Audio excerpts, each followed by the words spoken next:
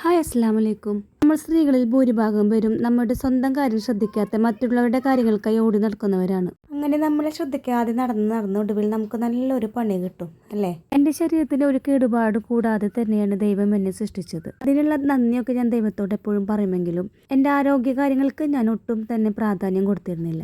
അപ്പോൾ അതൊക്കെ ഓർക്കാനായിട്ട് ദൈവം എനിക്ക് നല്ലൊരു പണി തന്നെ തരികയും ചെയ്തു. ഓടി നടന്ന എല്ലാ കാര്യങ്ങളും ചെയ്തിരുന്ന ഒരാളാണ് ഞാൻ. അതിനിടയിൽ ഭക്ഷണമോ വിശ്രമമോ ഒന്നും ശരിയായിരുന്നില്ല. പഠിക്കാൻ പോകുമ്പോഴും ഭക്ഷണമൊക്കെ വളരെ കുറച്ചേ കൊണ്ടുപോയിരുന്നുള്ളൂ. പല ദിവസം കൊണ്ടുപോകാറുമില്ല. കല്യാണമൊക്കെ കഴിഞ്ഞിട്ടും ജോലിക്കൊക്കെ പോകുമ്പോഴും മിക്കവാറും ദിവസങ്ങളിൽ രാവിലെ ഭക്ഷണം കഴിക്കില്ല, ഉച്ചയ്ക്കും ഭക്ഷണം കഴിക്കില്ല. രാത്രി വന്നു കഴിഞ്ഞാൽ കുട്ടികൾക്ക് ചോറ് കൊടുത്ത് ആ ബാക്കിയുള്ളത് അങ്ങനെ കഴിക്കും. ഞാൻ നോക്കുമ്പോൾ എനിക്ക് ഭക്ഷണം കഴിച്ചില്ലെങ്കിലും വലിയ പ്രശ്നങ്ങളൊന്നുമില്ല, എല്ലാ കാര്യങ്ങളും ചെയ്യാൻ പറ്റുന്നുണ്ട്. പിന്നെ അതൊരു ശീലമായി മാറി. അങ്ങനെ രാവിലത്തെ അത്യാവശ്യം ജോലികളൊക്കെ കഴിച്ച് നേരെ ജോലി സ്ഥലത്തേക്ക് ഓടും. അവിടുന്ന് തിരിച്ച് വീട്ടിലെത്തിക്കഴിഞ്ഞാൽ പിന്നെയും ഉറങ്ങുന്നത് വരെ ഒരുപാട് പണികളുണ്ടാവും. ഉറക്കവും പിന്നെ ശരിയാവുകയില്ല. ജോലി സ്ഥലത്താണെങ്കിൽ ഒരു ദിവസം പോലും ലീവില്ല. അത് കാരണം എവിടേക്ക് പോകാനും പറ്റാറില്ല. അങ്ങനെ തിരക്ക് പിടിച്ചുള്ള ഒരു ഓട്ടത്തിനിടയിലാണ് എൻ്റെ കാലിൻ്റെ മുട്ടിൻ്റെ ലെഫ്റ്റ് സൈഡിലായിട്ട് എനിക്ക് ചെറിയൊരു വേദന വന്നത്. ചെറിയ വേദനയല്ലേ, നമ്മ അധികം മൈൻഡ് ചെയ്യില്ലല്ലോ. മൈൻഡ് ചെയ്യാനായിട്ട് നേരവും ഇല്ല. ആ വേദന അങ്ങോട്ട് മാറാതെ അങ്ങനെ തന്നെ കുറച്ച് ദിവസം നിന്നു. കുറച്ച് ദിവസം കഴിഞ്ഞപ്പോൾ ആ വേദന കുറച്ചും കൂടി കൂടുതലായി. അപ്പോഴും മൈൻഡ് ചെയ്തില്ല. അങ്ങനെ കുറച്ച് ദിവസം കഴിഞ്ഞ് നോക്കുമ്പോൾ വേദന കുറച്ചും കൂടി. അപ്പോൾ കുറച്ച് നേരം കിട്ടി. ആ നേരം കൊണ്ട് കാലൊന്ന് ശ്രദ്ധിച്ചപ്പോഴാണ് കാലിൻ്റെ മുട്ടുമ്മിൽ ചെറിയൊരു ചുവപ്പ കളറിൽ കണ്ടത്. കുറച്ച് ദിവസം കഴിഞ്ഞപ്പോൾ വേദന കൂടി വന്നു. നേരെ നടക്കാൻ പറ്റാതുമായി. അപ്പോൾ ഞാൻ കാല് കുറച്ച് ചെരിച്ച് വെച്ച് നടന്നു തുടങ്ങി. അപ്പോൾ ഞാൻ വിചാരിച്ചു ചെരിച്ച് നടക്കാൻ പറ്റുന്നുണ്ടല്ലോ. അങ്ങനെ ഞാൻ കാല് ചെരിച്ച് വെച്ച് നടന്നു തുടങ്ങി. ജോലിക്ക് നടന്നു പോയിരുന്ന സ്ഥലത്ത് ഓട്ടോ വിളിച്ച് പോകാൻ തുടങ്ങി. വേദന കൂടുതലായപ്പോൾ ഞാൻ 1-2 ഡോക്ടർമാരൊക്കെ മാറി കാണിച്ചു. എന്നിട്ടും എനിക്ക് വേദന കുറവുണ്ടായില്ല. പിന്നെ എൻ്റെ നടത്തൊക്കെ ഒന്നും കൂടി ചെരിവ് കൂടി ആകെ വളഞ്ഞ രീതിയിലായി. വേദനയാണെങ്കിൽ കൂടി വരികയും ചെയ്തു. ഞരമ്പിൻ്റെ ഡോക്ടർ മരുന്ന് 3 മാസം കഴിച്ചു. ഒരു തരി പോലും വേദന മാറിയില്ല. ഒരു ഡോക്ടർ പറഞ്ഞു ഇത് മാറില്ല, ഇതിങ്ങനെ തന്നെ കൂടെ ഉണ്ടാവും എന്ന് പറഞ്ഞു. അങ്ങനെ 1.5 കൊല്ലം ഞാൻ ആ വേദനയായിട്ട് കൊണ്ടു നടന്നു. അങ്ങനെ അവസാനം ഞാനൊരു ഡോക്ടറെ കാണിച്ചു. ഡോക്ടർ എക്സ്റേ എടുത്തു, MRI എടുത്തു. അപ്പോൾ ബാക്ക് സിസ്റ്റ് എന്ന് പറഞ്ഞിട്ട് ഒരു സിസ്റ്റ് ഉണ്ടെന്ന് പറഞ്ഞു മുട്ടിൻ്റെ ബാക്കിലായിട്ട്. അപ്പോൾ ഇനിയൊന്നും ചെയ്യാൻ പറ്റില്ല, പെട്ടെന്ന് തന്നെ സർജറി ചെയ്യണമെന്ന് പറഞ്ഞു. സ്റ്റാർട്ടിങ്ങിലാണെങ്കിൽ എക്സസൈസ് ചെയ്താൽ മതി ഇതിനെ മാറിക്കിട്ടുമെന്ന് പറഞ്ഞു. ഇപ്പോൾ ആ സ്റ്റേജൊക്കെ കഴിഞ്ഞു എന്ന് പറഞ്ഞു. പെട്ടെന്ന് ഡോക്ടർ അത് പറഞ്ഞപ്പോൾ ഞാൻ ആകെ തകർന്നു പോയി. ഒരുപാട് സങ്കടത്തോടെയാണ് പിന്നെ ഞാൻ അവിടെ ഇരുന്നത്. എൻ്റെ എല്ലാ തിരക്കും അവിടെ അവസാനിച്ച്.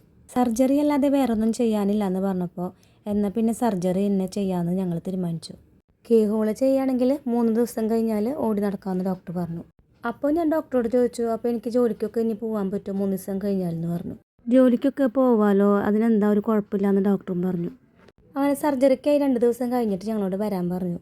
അങ്ങനെ 2 ദിവസം കഴിഞ്ഞ് വന്ന് സർജറിയൊക്കെ കഴിഞ്ഞു. എന്നിട്ട് നേരെ ICUയിലാണ് ആദ്യം കയറ്റിയത്. അങ്ങനെ എനിക്ക് യൂറിൻ പാസ് ചെയ്യണമെന്ന് ഞാൻ സിസ്റ്ററോട് പറഞ്ഞു. സിസ്റ്റർ വേഗം ചെയ്യുന്ന ഒരു പാത്രമൊക്കെ എടുത്തുകൊണ്ട് വന്നു. അപ്പോൾ ഞാൻ പറഞ്ഞു അതിൻ്റെ ഒന്നും ആവശ്യമില്ല, ഞാൻ നടന്നു പൊക്കോളാം സിസ്റ്റർ എന്ന് പറഞ്ഞു. അപ്പോഴാണ് സിസ്റ്റർ പറയുന്നത് ഇപ്പോഴൊന്നും നടക്കാൻ പറ്റില്ല എന്ന് പറഞ്ഞു. അപ്പോൾ എനിക്കതൊരു ഭയങ്കര വിഷമമായി. പക്ഷേ ഡിസ്ചാർജായി വീട്ടിലെത്തിയപ്പോഴുണ്ടല്ലോ എനിക്ക് ഒരു അടി നടക്കാൻ പറ്റുന്നുണ്ടായില്ല. വാക്കറൊക്കെ കൊണ്ടുവന്ന് അതുമേൽ പിടിച്ചിട്ടൊന്നും എനിക്ക് നടക്കാൻ പറ്റുന്നില്ല. ആദ്യമായിട്ട് ഒറ്റയടി വെച്ച് നടക്കേണ്ട ഒരവസ്ഥ. വീട്ടിലെത്തി 3ൻ്റെ അന്ന് കമ്പ്യൂട്ടർ വീട്ടിൽ കൊണ്ടുവന്ന് 3 തലണ വെച്ച് അതിൻ്റെ മേലെ ഞാൻ കയറിയിരുന്ന് കാല് 2 നീട്ടി വെച്ചിട്ടാണ് എൻ്റെ വർക്കുകളൊക്കെ ആ മാസത്തെ ചെയ്ത് തീർത്തത്. കാലിന്മേലാണെങ്കിൽ കാല് ഫുള്ളും നീരുമായിരുന്നു. ഒരുപാട് വേദനയോട് കൂടിയാണ് ഞാൻ അന്ന് വർക്കുകളൊക്കെ ഇരുന്ന് ചെയ്തത്. കാലൊന്നും ഒറ്റടി വെച്ച് നടക്കാറായി എന്ന് കണ്ടപ്പോൾ 3-5 ദിവസം കഴിഞ്ഞപ്പോൾ ഞാൻ ജോലിക്ക് ആദ്യം കയറി. അന്ന് എൻ്റെ വീട്ടിലുള്ളവരും അടുത്തുള്ളവരും നാട്ടിലുള്ളവരും എല്ലാവരും എൻ്റെ അടുത്ത് പറഞ്ഞു ഇപ്പോൾ ജോലിക്ക് കയറണ്ട, റെസ്റ്റ് എടുക്കുക, 1 മാസമെങ്കിലും റെസ്റ്റ് എടുക്കുന്നു. നേരെ നടന്നിരുന്ന കാലിനെ പിന്നീട് പല ഉപകരണങ്ങളൊക്കെ കെട്ടിവെച്ചിട്ടായി പിന്നീട് നടന്നിരുന്നത്. അപ്പോൾ എനിക്ക് എൻ്റെ കാര്യങ്ങളൊന്നും നടക്കില്ല ജോലി ഇല്ലെങ്കിൽ. ഒരു ജോലിയില്ലാത്ത അവസ്ഥ നമുക്കറിയാലോ. അങ്ങനെ ഞാൻ ജോലിക്ക് വീണ്ടും കയറി. ഓട്ടോയിൽ ചെയ്യുന്ന ഒരു വിധത്തിലല്ല ഞാൻ അവിടെ ഇറങ്ങിയത്. എനിക്ക് ഇറങ്ങാൻ പറ്റാതെ കുറച്ച് നേരം വിഷമിച്ചു. പക്ഷേ റെസ്റ്റ് ഇല്ലാതായപ്പോൾ എൻ്റെ കാലിൻ്റെ വേദനയൊക്കെ കൂടുതലായി. എനിക്ക് സങ്കടവും കരച്ചിലും ഒക്കെ വന്നു. എനിക്കിനി ഒരിക്കലും നടക്കാൻ പറ്റില്ലേ, ഇനി എൻ്റെ കാര്യങ്ങളൊക്കെ ഞാൻ എങ്ങനെ ചെയ്യും, അതൊക്കെ ആലോചിച്ച് എനിക്ക് ഒരുപാട് വിഷമിച്ചു. കാരണം കുറച്ച് നടക്കുമ്പോഴത്തേനും നടുവേദന കൊണ്ട് നീർന്ന് നടക്കാൻ തീരെ പറ്റാതെയായി. പിന്നെ ചെന്നപ്പോൾ ഡോക്ടർ നടുവിൻ്റെ എക്സ്റേ ഒക്കെ എടുത്തു. ആ എക്സ്റേയിൽ കുഴപ്പമൊന്നും ഉണ്ടായിരുന്നില്ല. ഡോക്ടർ പറഞ്ഞു വേറെ കുഴപ്പമൊന്നുമില്ല, കാലിന് വെയിറ്റ് കൊടുത്ത് എക്സസൈസ് ചെയ്യുക, അങ്ങനെ കുറച്ച് ചെയ്യുമ്പോൾ വേഗത്തിൽ നമുക്ക് നടക്കാൻ പറ്റുമെന്ന് പറഞ്ഞു. മണ്ണ് വെച്ച് കെട്ടിയിട്ടാണ് അന്ന് എക്സസൈസ് ചെയ്തത്. പക്ഷെ ആ വേദന കൂടാന്നല്ലാതെ എനിക്ക് തീരെ കുറവുണ്ടായില്ല. അങ്ങനെ എനിക്ക് ജോലി സ്റ്റോപ്പ് ചെയ്യേണ്ട ഒരവസ്ഥ വന്നു. പിന്നെ വേറൊരു ഡോക്ടറെ മാറ്റി കാണിച്ചപ്പോഴാണ് ഡോക്ടർ പറഞ്ഞത് ഇനി എക്സസൈസ് ഒന്നും വീട്ടിൽ ചെയ്യണ്ട, നേരെ ഫിസിയോതെറാപ്പിനെ ചെന്ന് കാണിക്കാൻ പറഞ്ഞു. അങ്ങനെ ഒരു 3 ദിവസം ഫിസിയോതെറാപ്പി ചെയ്തപ്പോഴത്തേനും എൻ്റെ കാലം ഓക്കെ ആയി. എനിക്കാണെങ്കിൽ എല്ലാ കാര്യങ്ങളും ചെയ്യുമ്പോൾ കുറച്ച് സ്പീഡ് കൂടുതലാണല്ലോ. അപ്പോൾ ഡോക്ടർ പറഞ്ഞു ആ സ്പീഡ് കുറച്ചിട്ട് സ്പീഡ് കുറവിൽ നടന്നു പഠിക്കാൻ പറഞ്ഞു ആദ്യം തന്നെ. അങ്ങനെ ഡോക്ടർ പറഞ്ഞ കാര്യങ്ങളൊക്കെ ശ്രദ്ധിച്ചപ്പോൾ എൻ്റെ കാര്യങ്ങളൊക്കെ ഒരുവിധം നോർമലായി. നമ്മളെപ്പോഴും നമ്മളെ കാര്യങ്ങൾക്ക് നമ്മുടെ ശരീരത്തിനാണ് ഏറ്റവും മുൻഗണന കൊടുക്കേണ്ടത്. ഇതിൽ നിന്ന് എനിക്ക് നല്ലൊരു പാഠമാണ് കിട്ടിയത്. എനിക്ക് നിങ്ങൾ ഓരോരുത്തരോടും പറയാനുള്ളത്, നമുക്ക് എന്തെങ്കിലും നിസ്സാര വേദനയായാലും അതിനെ മൈൻഡ് ചെയ്യാതിരിക്കരുത്. തുമ്പി കൊണ്ടെടുക്കേണ്ടത് തൂമ്പ് കൊണ്ടെടുക്കേണ്ട അവസ്ഥ വരുത്തരുത്. എൻ്റെ അനുഭവത്തിൽ നിന്നാണ് ഞാൻ നിങ്ങളോടത് പറയുന്നത്. നിങ്ങളുടെ അഭിപ്രായങ്ങൾ കമൻറ്റിലൂടെ അറിയിക്കണം.